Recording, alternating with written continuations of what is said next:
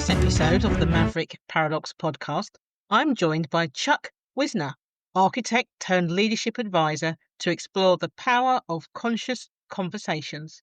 We talk about the traps of autopilot communication, why most promises break trust, and how to lead with clarity by asking better questions. If you ever felt misunderstood or stuck in unproductive dialogue, this one's for you. Welcome to the Maverick Paradox podcast, the show for business owners, organisational leaders, and the pathologically curious. I'm Judith Germain, a Maverick leadership expert exploring what it really takes to lead in a world that doesn't always make sense.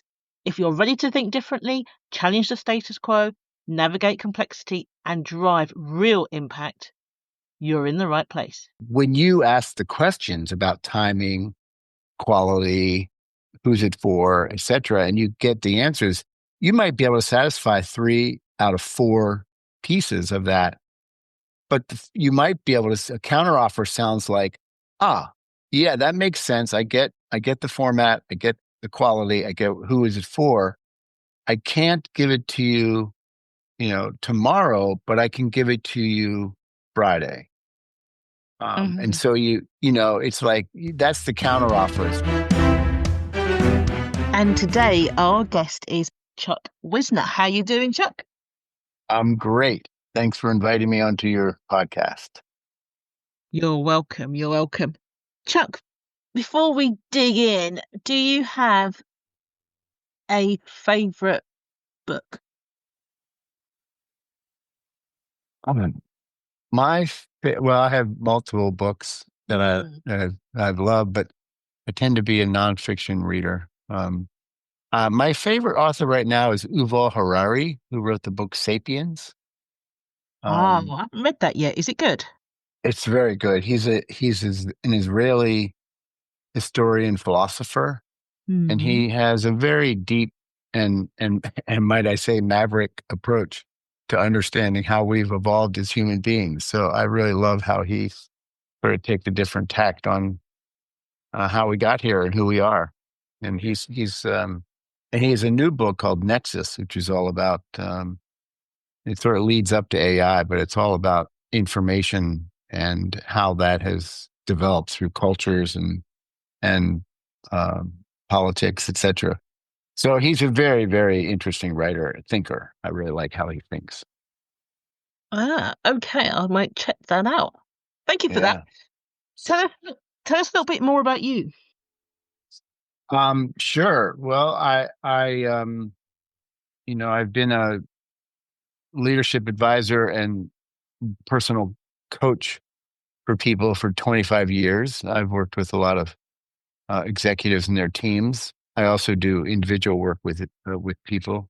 But I came to this world through architecture. I was trained as an architect and practiced in Boston for many years, 20 years, in fact, and changed careers when I turned about 40, I think. So it was a change of gears, but it was not because I wasn't loving architecture, but rather I fell in love with this work and the idea of the power of words and the power of language, and spent 3 or 4 years retooling myself and then changed careers. Here I am 30 years later. Fantastic. What do you bring from your architect sort of knowledge and mindset to the work that you're doing now? That's a good question. People often say, well, those dots don't connect, but in fact, architecture is a really interesting, broad education. And in some ways, we all have our left brain, rational, literal selves, but what we don't cultivate as much is our right brain, creative, thinking, intuitive selves. And so architecture sort of forces you to sort of find that balance and be creative and also be responsible, because the building has to stand up. You have to have the engineering and all that jazz.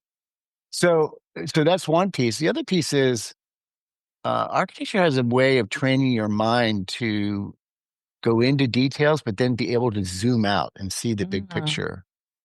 And also zoom out so that you can look at complexity and uh, and decipher, like, oh, here's the core issue. And so often when I'm working with teams, I can work with them, hear their stories, hear what's going on. And because A, I'm an outsider, but B, because I'm trained to sort of like get to the core of an issue, that served me really well in the work with teams, executives and their teams. Mm. Yeah, that makes sense. I was also thinking that maybe that ability to translate an obscure idea into something not only beautiful, but um, ability to be beautiful and actually work must be something that works well in leadership. Yeah, absolutely. It's sort of a, and in some ways it's, we often think people think of leadership as, let's get the job done. It's the numbers, it's the projections, it's the strategy. And all that's really super important. But there's a whole nother side, which is the softer side, which is the culture and the communication and the leadership style that is often called soft. But that's really, in some ways, that's harder stuff to change.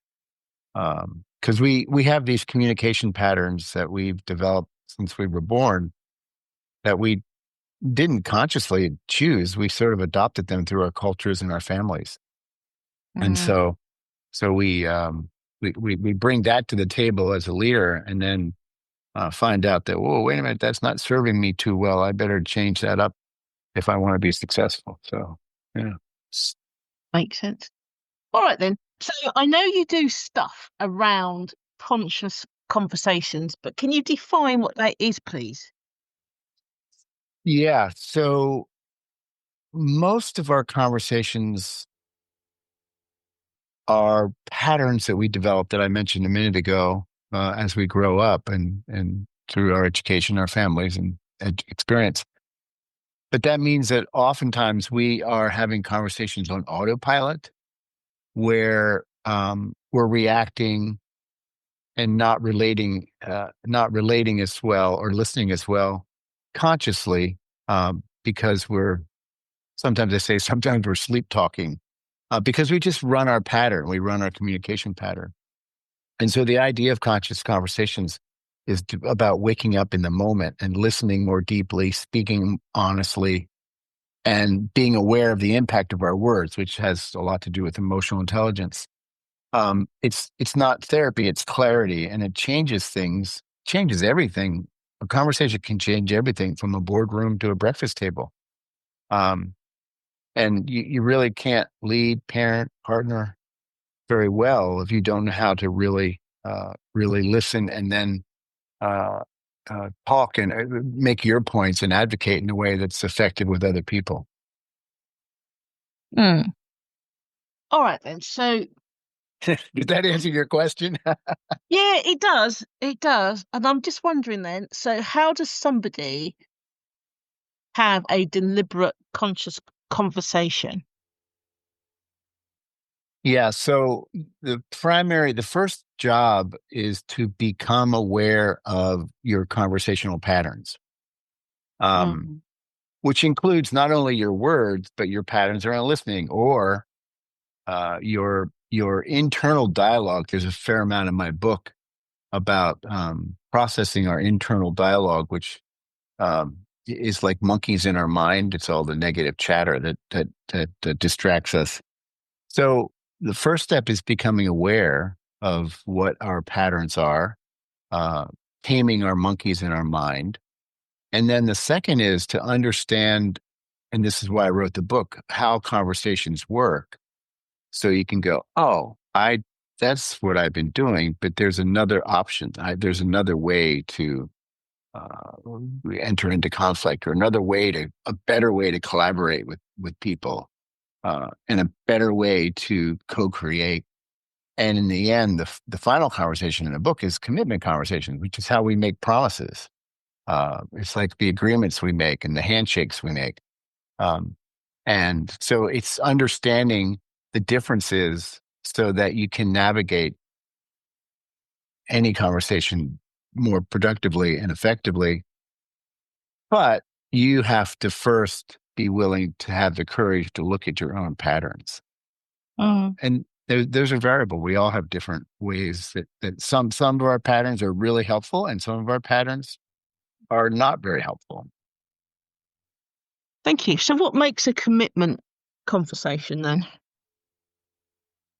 So the commitment conversation is really, it is the action conversation. It is the where we roll up our sleeves and we coordinate what we're going to do and with other people, who's doing what by when and how. And it's sort of like if we do it well, it's like a blueprint and a handshake, but which means I make a request to you, you get to say yes or no, and then we have a promise, and then trust is built or trust is broken. So broken promises, broken commitments make distrust. But in some ways, we are culturally and in business, in hierarchies, we tend to be addicted to yes. So we can, instead of making a solid promise, we might do a quick, sure, no problem. I can get that. Deck for you by Monday morning for the meeting. But we say sure, but we're not taking the time to get clarity around what is really being asked and how can I most likely satisfy that promise or satisfy that request. So it's a little dance that sort of lay out a chart in the book of how the dance works. There's a request. We get to say yes, no. We also, a good option is to make a counteroffer. But before we say yes or no or counteroffer, we need to ask a few questions to clarify exactly what we're saying yes to. And so we're in this conversation day in and day out, from literally the kitchen, who's unloading the dishwasher or who's doing the dishes, who's taking out the trash, to the boardroom where what strategy or what decision are we going to make today? And so we're in this conversation, but we're in it less consciously than we can be. And so we tend to do sloppy promises that then is how distrust and have to revisit a decision because we didn't vet it or didn't think it through clearly. Okay, so it's a bit like then, if you're a people pleaser, so someone asks if you could do something, and then you automatically say, yeah, I can do that. But you don't really want to do that. But then you don't have the courage to say, I don't actually want to do that. Right. It might be you don't have the courage to say to the boss, no, I don't want to do that. Or you might not even be able to do that. It might be a career limiting move. But so no should be part of our conversation as just to protect ourselves and not to make promises we can't keep. But it could be that you don't want to, you don't have the courage to say no. But it also could be just like you said, wanting to please. And so you say yes, and then you go, oh my gosh, what you spend my example about making the PowerPoint presentation or the deck for Monday morning. You ask me, can you make a deck for Monday morning? I say, sure. And I go and spend 15 hours over the weekend creating a deck for you. And I give it to you Monday morning, and you look at it and go, oh, no, this doesn't work. This isn't what I wanted. I'm going to have to rehash this or go back and rehash this. And I'm disappointed because I wasn't satisfied with what I did. She's saying, or you're saying, oh, he didn't do the job, and so now we're in territory that's not so great. So there's many reasons that our quick yes gets us in trouble. Yeah, it's one of the things that when I'm talking to people, whether I'm mentoring or training, is that if you ought to clarify what's the expectation. So if someone asks me to do something, I'm always looking to see what the end result is. So how do you want that? Do you want that as a one-pager? Is this as a full report? Can this, is this enough? Or do you, so that I'm absolutely clear what the success criteria is. Well, that's crucial, and you're doing exactly the right thing. Some people say, well, I don't have time for that. But in fact, you have to make the time because you make better decisions and make better promises when you do ask those few questions. There's really only, what's the timing issue? What does good look like? Do you want bullet points? Do you want words? Do you want pictures? Just a few questions to clarify that when you say yes, you can satisfy that promise. Yeah, I know sometimes when someone asks you to do something and you're going to say no, it can be because you've mapped out exactly what's required to achieve whatever it is they wanted to achieve, and it's Mhm. not possible. Maybe it's timing, or maybe the budget's wrong. But if they ask that question, because sometimes you say, so you ask that success question, and then what they want is massively reduced to what you'll say your default might be. So therefore, it then Mhm. becomes actually that budget will work because I was thinking that you wanted 100% X, and what you're looking is 10% of this. Yeah, yeah, exactly. And so just to uh, make a finer point on the third option is an option that we often don't consciously think about, which is when someone makes a request, there's yes, there's no, but there's also counteroffer. So Yes, of when you ask the questions about timing, quality, who's it for, et cetera, and you get the answers, you might be able to satisfy 3 out of 4 pieces of that. But you might be able to, a counteroffer sounds like, yeah, that makes sense. I get the format, I get the quality, I get who is it for.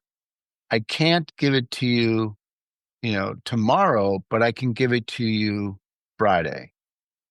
And course. so it's like that's the counteroffer. It's like, yeah, I want to make a promise, but I want to make one that I can fulfill. So a counteroffer is just taking 1 or 2 elements and saying, I can't do this, but I can do that. And then they get to say yes, no, or counteroffer. So it's that dance of clarifying. So you're actually creating a better mutually agreed upon promise. Mm, makes sense. All right then. So, do you have a framework then that can help people break free from, the conversational patterns that aren't helpful to make a more meaningful dialogue? Yeah. So the book is organized around 4 types of conversations: Mm-hmm. storytelling, uh, collaborative conversations, creative conversations, and then commitment conversations. And for one, understanding, making the distinction between these different conversations Mm-hmm. sort of takes some innocence out of we can't be innocently sort of sleep talking or not having a conscious conversation because now we have a new understanding of how they work, right? So that's important that we have new distinctions to go, oh, there's different conversations that I can learn about and I can navigate. So that is important to understand sort of the ABCs of conversation. But then when a person wants to do the work to change their patterns, as you ask, then they have to look at their pattern and the patterns that often get in the way are our negative judgments, our negative opinions. Uh, and in the book, I don't sort of, in the book, I take opinions apart. I take stories apart and say they're made of 3 things. They're made of our emotions, they're made of facts, and they're made of opinions. And emotions are emotions are a physical expression of our thinking. And that's sort of not, most people don't think of it that way. We maybe get the cart before the horse. But in fact, when we have an emotional reaction or emotional trigger, the work we have to do is to go underneath and say, what is my thinking under that emotion? What am I upset about? What am I concerned about? What do I want to have happen? Is there power plays going on? And what are my standards that I'm making this negative judgment? So in the book, I sort of have not only the 4 conversations, but 4 questions that we can ask ourselves to detangle and deconstruct our own thinking when it's not serving us well. To Like for example, if we're in an argument with a neighbor or we're arguing with a colleague and we get triggered and we, say that's not so great. I'm not happy about this, or we do something that sort of sets the conversation off. Later, we can go, what was I really worried about? And so the distinction I make is when we're collaborating with other people, we can go in with a fist and say, no, this is what has to happen and have a firmly held position. Or we can go in with an open hand and go, here's my thinking underneath my position. Here are my, and in the book, there's four elements. Here are my desires. Here are my concerns. Are there power issues? And here are my standards. Here's what I'm saying a good job would look like. So by opening our hand, we're inviting other people to not just come in with a fist and say, no, it has to be this way, or I'm right and you're wrong, and we're in the battle. We're opening our hands and going, let's really explore and let's really hear each other's positions. Because when Judith, we might be in a conversation and you say something and you're opening your hand and saying, here's what my concern and here's what I think good looks like. If I'm really open and listening and willing to expose my thinking too, I might end up going, oh wow, Judith, I never thought of it that way. You've just helped me think of it in a new way. And all of a sudden, that's a much more open-hearted, open-minded conversation. And when we do that, that leads us into creative conversations. Because when we are in a great mutual learning pattern of hearing each other, exploring ideas, that's where ideas can bubble up in that open space of the conversation versus the closed-fisted conversation. Right. That makes sense. So, what's the best way for ensuring that the other person knows how to have a conscious conversation? The best way to do that is to model the behavior, to model going into a conversation with an open hand instead of a closed fist, to model slowing down the action, the commitment conversation to get clarity, to model, the willingness to explore ideas, explore possibilities before we jump into a commitment. And, my experience is that when we can model the open-handed and the collaborative and the slowing down a bit for clarity, not to be, difficult, but slowing down for clarity, that has a bit of contagion to it. If I'm humble and I'm a bit vulnerable, opening my hand, it invites other people into that safe space to say, okay, here's what you think, but here's how I'm thinking. And then that changes the dialogue. Now, not everybody's going to be susceptible to that invitation, let's say. And then, I've been in groups and I've worked with groups that just don't want to do their work to investigate their own thinking or have the courage to sort of say, I have not a great pattern, or, I have a communication style that's not working. They don't want to do the work. You don't want to push that rock uphill. You do your best, you model, and they come along. And sometimes in families or in situations where you can't change who your boss is or who your colleague is, you might give it a little extra effort, but it's always the idea of inviting them into a better conversation, into better collaboration, and better creativity, so we can make better commitments. Brilliant. Thank you. It's been really good to have you on the show, Chuck. Before we end, is there anything you'd like to add? No, I'd love people to pick up the book. In my website, chuckwisner.com, they can get a free PDF of the introduction. And they can also write me a note if they have questions. I think, we tend to be taught to be great advocates and to hold our position strongly, sort of with that fist metaphor. But I think one other move we can make is to really fall in love with questions and appreciate the power of a good question, not a question to prove someone wrong or to make an inquisition, but a question to really understand their point of view. So those questions, those four things that I mentioned, desires, concerns, power, and standards, those are not only good for investigating your own story, but they're very good for asking questions of other people. Judith, tell me what your concerns are. I really want to understand your concerns. So when we ask other people other questions, what we're doing is we're finger by finger helping them open their hand, so we can have a better conversation. Makes sense. It makes me think of the whole kind of transactional analysis where you're trying to have adult conversations with people. Yeah. No, it's go ahead. Sorry. I can say that's an effective way to get people to open their hand. Absolutely. Yeah.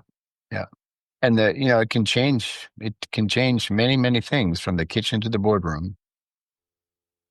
Mm-hmm. Brilliant. Chuck, thank you so much for coming on the show. Oh, thank you for having me. Appreciate it.